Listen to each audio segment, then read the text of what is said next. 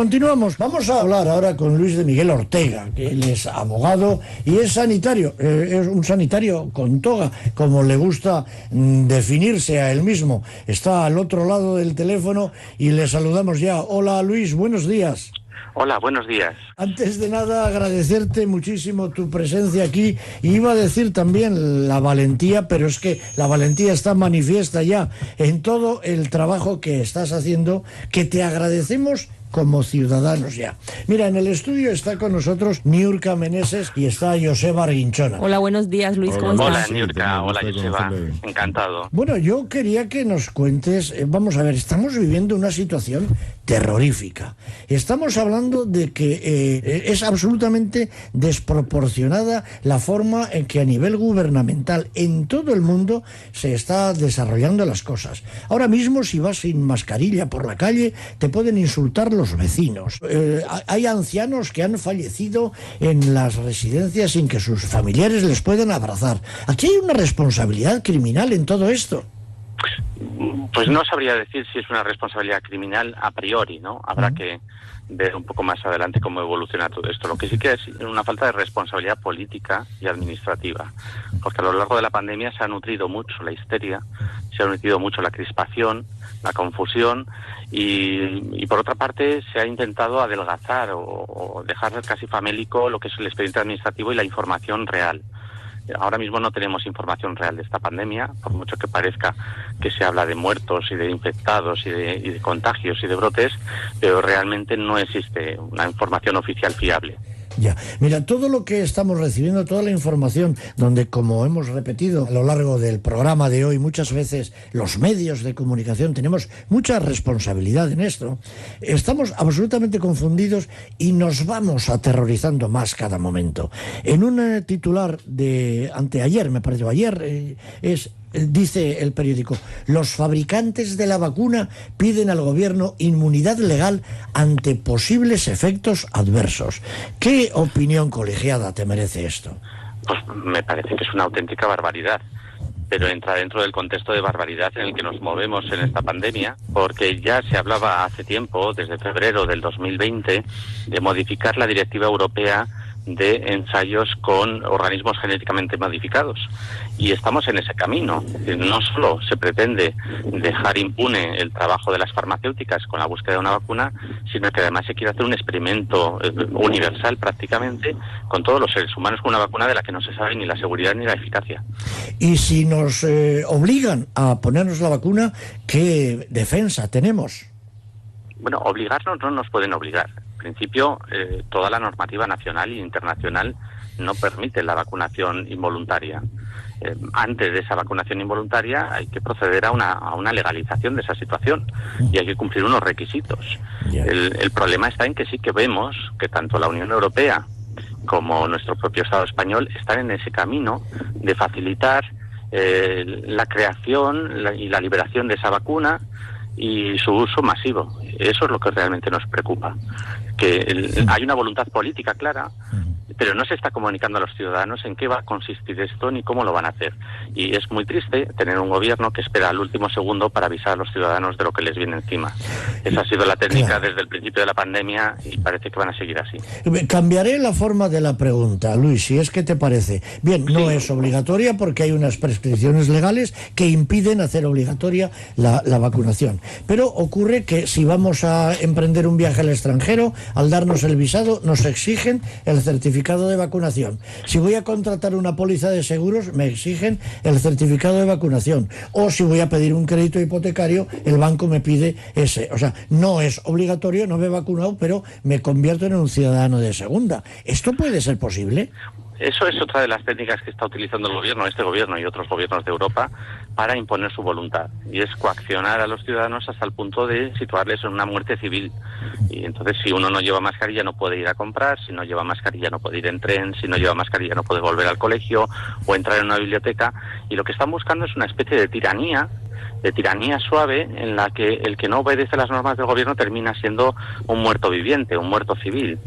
Eso realmente, en base a nuestra Constitución, es imposible, y por eso nosotros desde el primer momento, desde ya el 9 de marzo del 2020, ya estamos luchando contra el gobierno por eso, porque han hecho desaparecer el Estado de Derecho. De hecho, el problema grave que tenemos en España es que no existe oposición. Hay un consenso para mantener esta especie de tiranía que se ha implantado en nuestro país, y todos los partidos políticos, todos, absolutamente todos, parecen estar encantados con esto. Nadie ha planteado ninguna oposición, nadie ha dicho nada contrario, nadie ha denunciado la barbaridad que supone esto, y junto con eso, junto con el consenso de todo el arco parlamentario, aunque sí que es verdad que a veces hacen ese teatro de intentar hacer parecer que se llevan mal, pues a eso le juntamos pues que el defensor del pueblo ha desaparecido, los defensores del pueblo autonómicos han desaparecido, los órganos de control como el Tribunal de Cuentas ha desaparecido. No parece que le interese qué desmanes está haciendo el gobierno con los presupuestos, que por cierto no hay desde hace ya un par de años. Estamos en una crisis inefable, no hay forma de describir esto, porque ha desaparecido el Estado de Derecho en 4 meses. Ya. Fíjate, el doctor Ángel Ruiz Valdepeñas, como conoces, que estuvo con nosotros en el programa el pasado domingo, bueno, pues nos cuenta cómo, por decir las cosas, la han expedientado. O sea, caramba, si esto no es, abundo más en lo que tú nos has contado, la tiranía. Esto es absolutamente horroroso, vamos. La gente no lo conoce, no lo sabe. Absolutamente, y además es que tenemos unas instituciones médicas que están absolutamente corrompidas por la industria farmacéutica, y solo hace falta ver primero los presupuestos y las partidas presupuestarias de los colegios de médicos, de dónde les viene el dinero. Otro hecho importante es que en todos o prácticamente todos los colegios oficiales de médicos de España hay una fundación paralela, que es la que maneja el dinero a su capricho, sin ningún tipo de transparencia, y bueno, pues son instituciones anacrónicas, porque ya no sirven para mucho, y que están suponiendo no solo una merma en los derechos de los profesionales, sino directamente también en los derechos de los pacientes, que están viéndose sometidos pues a experimentación clínica, a ensayos, a limitación de tratamientos, por órdenes políticas y no realmente por órdenes médicas. Si yo me voy a operar de algo, me hacen firmar un documento en el que exculpo de alguna forma a los que me van a operar de alguna responsabilidad, más o menos, dicho así. Pero si yo me tengo que poner una vacuna, yo no puedo exigirle al médico que me reconozca que conoce el contenido de la vacuna que me va a poner. Y no me lo firmaría nunca, claro. ¿Qué pasa? Bueno, realmente el consentimiento informado no es tampoco un trato sinalagmático, es decir, no es bidireccional. El consentimiento informado es una obligación ética y profesional de los médicos, que tienen la obligación de informar. No es una cosa que el paciente tenga que pedir al médico, es que de oficio el médico tiene esa obligación moral de informar a los pacientes. No solo no se hace con las vacunas, por ejemplo, no se hace tampoco un consentimiento informado válido con los tratamientos oncológicos, no se hace un consentimiento informado con los tratamientos psiquiátricos, y por ejemplo tampoco se hace un consentimiento informado con los diagnósticos. Estamos en una situación muy paternalista, muy autoritaria de la medicina. Sería bueno que los colegios de médicos se centrasen un poquito más en esa ética de la profesión y menos en los negocios con las farmacéuticas. Veo por lo que estamos hablando que tenemos muchos agujeros negros en todo este escenario donde nos movemos. Pues sí, mira, hace muy poquito se celebró el Día de la Seguridad del Paciente, hace como medio año aproximadamente, y ahí se denunciaba por parte de la Comisión Europea que hay una serie de muertos por mala práctica médica, y que estadísticamente son reconocibles. En España andamos aproximadamente por los 19.000 muertos al año. 19.000 muertos al año evitables, ¿no? Que son simplemente por descuidos, por despistes o por mala práctica médica. Entonces, eso desgraciadamente en España no tuvo eco, y parece como que a los médicos o las organizaciones médicas españolas, no voy a personalizar desde luego, pero a las organizaciones médicas les interesa muy poco la seguridad del paciente. En España se han aprobado en esta crisis 14 ensayos clínicos con medicamentos, y hemos pedido al Ministerio de Sanidad qué garantías tienen los pacientes en cuanto a esos ensayos clínicos, y se ha negado a contestarnos. Es decir, la práctica médica hoy en día necesita una revisión muy profunda, y estamos viendo que si no se revisa, el caos en estas pandemias es evidente. Luis, si voy por la calle y me multan, me sancionan por no llevar mascarilla, ¿qué puedo hacer? me pueden multar, ¿no? Te pueden denunciar. Hay que diferenciar entre denuncia y multa. La denuncia es el primer acto que hace la policía, los agentes de la autoridad, que notifican una infracción o una supuesta infracción, y luego la multa viene más adelante.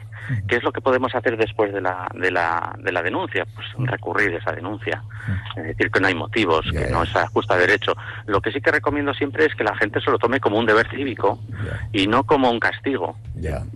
Cuando uno hace bien las cosas y es multado, pues su deber es defenderse hasta el final y tomárselo con buen humor, como un servicio a la sociedad, porque desde luego que tenemos que ponernos todos manos a la obra para convencer de una vez por todas a la administración y a los agentes de policía de que este no es el camino.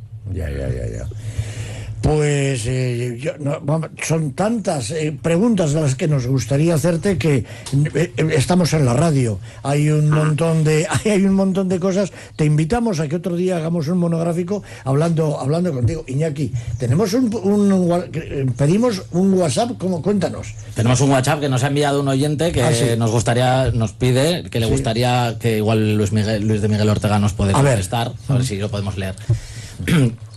Nos dice el juez Luis Garrido, presidente de la Sala de lo Contencioso Administrativo del Tribunal Supremo de Justicia del País Vasco, este pasado lunes día 20, en su intervención habitual, en la que colabora en esta misma emisora, en Radio Popular de Bilbao, afirmó que había leído el último informe sobre las mascarillas de la OMS y que decía el informe que su uso al aire libre es de un efecto escaso, y añadía al juez que nos han metido en la cabeza lo de llevar la mascarilla en todo lugar.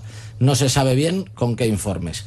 El caso es que nos cuenta que una hora después de decir esto mismo en antena, accesible además el audio que está en la página web de Radio Popular de Bilbao, Luis Garrido presidió la vistilla en la que estabas tú también, Luis, y donde se solicitaba la suspensión cautelar del uso permanente en todo lugar de las mascarillas, ¿no? Pues el oyente le sorprende que tras escucharle en el programa la colaboración decir lo que decía, pues resulta que el tribunal rechazó la solicitud y se pregunta a ver a qué es debido, a ver si se aportaron pruebas la administración para hacer cambiar de parecer al juez tan drásticamente, o si habrá algún tipo de presiones. Nos dice, igual Luis de Miguel Ortega nos podría contestar, así que... Bueno, pues no sabría decirles si presiones o qué es lo que ha torcido un poco la voluntad o la conciencia de su señoría.